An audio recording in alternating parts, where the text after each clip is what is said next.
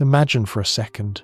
You come home after a long day, you're exhausted, but you managed.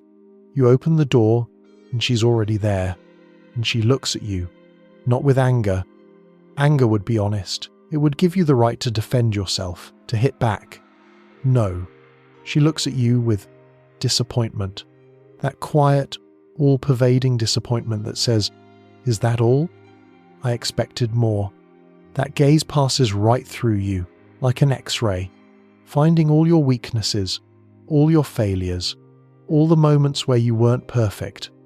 It's not even a look, it's a verdict. There's no fire in it, only cold, and that cold cuts right to the bone. And in that moment you feel your spine turn to jelly. You physically feel yourself shrinking. You'd prefer a scandal, screaming, anything, but not this silent execution. You don't need to scream to castrate a man. One sigh is enough. One look that tells him he didn't measure up. Again. And the scariest part? You start to believe it. This poison drips slowly, but it seeps in deep. You start living with this constant feeling that you owe someone something, that you're a perpetual debtor in a game where you don't know the rules. You wake up with the thought, what do I have to do today so she won't be disappointed? We've been trained into this toxic idea. Her happiness is your main project. It's been hammered into us since childhood. Make a woman happy. A real man solves her problems. Her emotional state is your report card. If she's not smiling, you failed the test, and we, like idiots, run to fix our grades. I spent years trying to get a perfect score on that exam. I changed jobs, changed friends, changed my hobbies. I stopped being myself, trying to guess which version of me would finally satisfy her.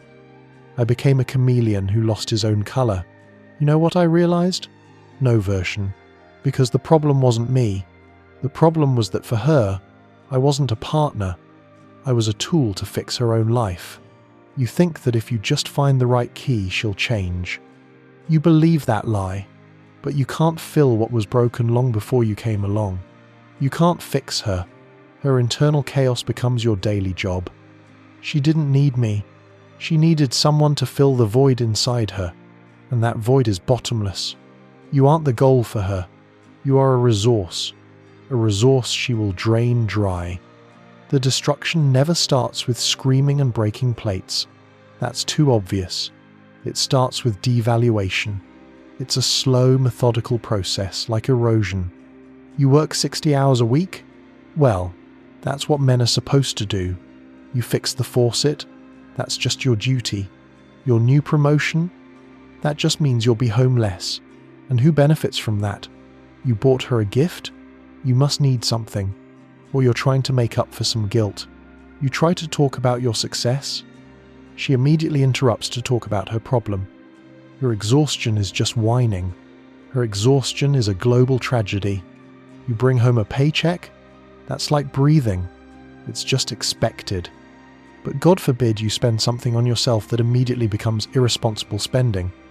Any of your achievements is the bare minimum. Any of her basic duties is a heroic feat deserving applause.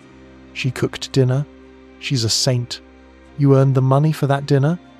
You're just an ATM. You played with the kids? You helped her, as if they aren't your kids too. Have you noticed how gratitude disappears from the relationship? Not the cursory thanks, but genuine appreciation. It's gone, because entitlement takes its place. She believes she has a right to your life. She genuinely believes you owe her. Your sacrifices become invisible, while hers are magnified to an absolute. The next weapon is control disguised as concern. Who called? Why were you 10 minutes late? Who did you have lunch with? Why didn't you answer for so long? I was worried. Did you hear that? Not, I was angry, but I was worried. It's a genius manipulation. She's not a controller. She's a victim of your indifference. It's presented as interest in your life, but it's really an audit of your soul. It's an attempt to establish total surveillance, so you always remember, Big Sister is watching you. You start censoring yourself before you even open your mouth. She creates an atmosphere where you're guilty if you weren't available 24/7. This isn't care. It's fitting you with an electronic ankle monitor. And you start reporting in preemptively just to avoid that worry. You send a text. Leaving work. Stopped at the store. Not because you want to share, but to avoid an interrogation. And here's the paradox. The more transparent you try to be, the more you report in, the less she respects you. Deep down, she despises you for letting yourself be controlled. She wants a man she can't tame, but who chooses to be with her anyway. But she can't stop herself. She has to push until she breaks you. And when you break, she'll lose all interest in you. She'll say, "You've become so weak." This is what I call the voluntary cage. You stop seeing your friends because you don't want to go through the interrogation. What did you talk about? That friend of yours is a bad influence again. You quit your hobbies because it causes her anxiety. Every time you want to do something for yourself, you weigh it. Is it worth the scandal that will follow? And more often than not, you decide it's not. It's easier to say no. It's easier to turn on the TV and sit next to her. Your world shrinks to the size of her approval. Step by step, you cut off pieces of yourself until you're left alone, in total isolation, where the only voice you hear is hers. And that voice tells you you're worthless. And conflicts? Oh, there will be conflicts. But they're never about what you're arguing about. You're not arguing about the trash or the way you drive. You're arguing about power. Every argument is a test of your strength. It's an attempt to make you snap, just so she can accuse you of aggression. You start living like you're in a minefield, afraid to take a wrong step. She'll use circular logic, twist your words, bring up your mistakes from 5 years ago. She'll deny what she said 5 minutes ago with absolute certainty. You'll spend hours trying to prove your point until you're exhausted. She will push you to the breaking point, and when you finally explode, she'll calmly say, "Look at you, you're so unstable. It's impossible to talk to you." And just like that, you're the aggressor and she's the innocent victim. This is a war of attrition. The goal isn't to solve the problem. The goal is to wear you out, to drain your energy, so you have no strength left to resist. So you just give up and say, "Fine, dear, whatever you say, just let's not fight." That's her victory.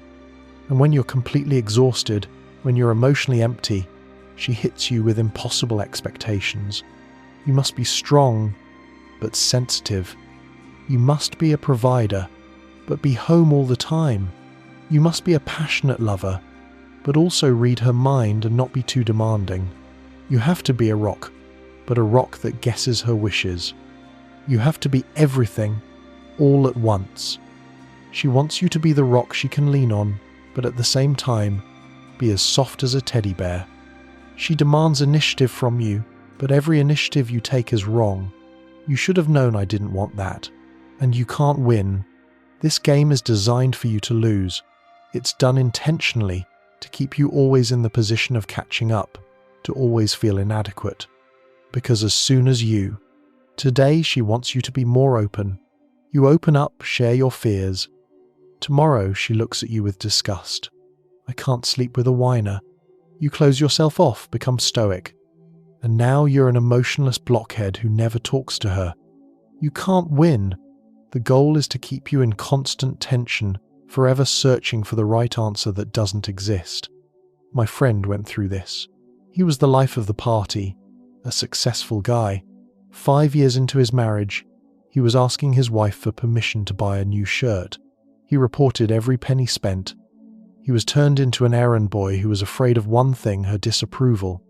And he didn't even realize what was happening. He thought this was married life. And what keeps you on this hook? Not just fear. It's what psychologists call intermittent reinforcement. Sometimes, very rarely, she becomes the woman you fell in love with again. Sweet, caring, gentle. It's like a fix for a drug addict. You've been so low that this tiny island of normalcy feels like paradise. You cling to these crumbs because the hunger for a normal relationship is unbearable. And you grab onto this moment like a drowning man grasping at a straw. You think, "This is it. She's back." Everything will be fine. These moments reset your counter. You forget weeks of humiliation for 1 hour of warmth. But it's an illusion. It's not an awakening. It's just a tactical move to keep you from getting off the hook, to give you just enough hope to keep you trying, to keep you playing this damn game. She knows subconsciously, if she keeps you in constant stress, the slightest release of the grip will be perceived as the greatest blessing. Understand one thing, and this might save your life. Her unhappiness is not your fault. That void inside her was formed long before you showed up. You can't fix her. You can't make her happy because happiness is an internal choice, not something you can give her like a gift. Her dissatisfaction with the world is her own personal black hole, and it will suck in everything you give it. Your time, your energy, your career, your self-esteem. You are not her beloved man. You are her emotional dumpster. This is a one-way relationship where you only give and she only consumes. And as long as you let her dump this poison into you, she will keep doing it. The solution is simple, but incredibly difficult. Stop participating. Just stop playing the game. Stop being an actor in her perpetual drama. What does stop participating mean? It means stop reacting to her provocations. Stop apologizing for existing. Your first reflex is to apologize, even when you've done nothing wrong. Kill that reflex. Stop justifying your decisions. Stop treating her disappointment as a state of emergency. It means calmly saying, "I'm not going to discuss this," and walking into another room. It means stop being afraid of her bad mood. Her mood is her problem, not yours. You are not responsible for her feelings, just as she is not responsible for yours. Set boundaries. Hard as steel. A boundary isn't a wall to punish her. It's a line that shows where you end and she begins. And be prepared for the fact that she will not like it. She will call you selfish, cold, an abuser. She will turn on all her manipulations at full power. She will cry, accuse, threaten. Be prepared to become the villain in her story. She will be furious. It will be like withdrawal for an addict. Endure it, because this is the only way to break the script. The alternative is to let the script break you. And yes, she might leave. And maybe that's the best thing that can happen to you. Because losing someone who doesn't respect you and is slowly killing you is not a loss. It's liberation. It's a chance to breathe fully again, not in secret. It means hearing your own thoughts again in the silence. Real love, healthy relationships, they don't drain you. They energize you. They don't make you feel worthless. They make you feel strong. A partner is someone who builds with you, not someone who lives in the house you're building and constantly complains that the walls are painted the wrong color. A healthy partner will celebrate your successes, not see them as a threat. Ask yourself one question. When was the last time you felt truly alive, happy, free? Was she there in that moment? If the best moments of your life happen in her absence, you have a big problem. It means your so-called partner is the main source of stress in your life. Ask yourself, are you living, or are you just serving a sentence? You are spending your one and only life trying to be convenient for someone who doesn't even value you. You are teaching your children that this kind of relationship is normal. They see that love is pain and control, not support and joy. Your sons will look for women just like her, and your daughters will learn to treat men the same way. You aren't just destroying yourself, you are creating a chain reaction. You're not just unhappy, you are planting the seeds of future unhappiness. Enough. Start small. Say no without justifying it. Take up your hobby again, even if she doesn't approve. Stop walking on eggshells in your own home. You deserve a partner, not a warden. You deserve respect, not constant criticism. You deserve peace in your own home. The world you're looking for, the peace in your own home, it all exists. But it exists outside of this cage. Choose yourself, because no one else will do it for you. You can either continue this slow fade into nothing, or you can take your life back.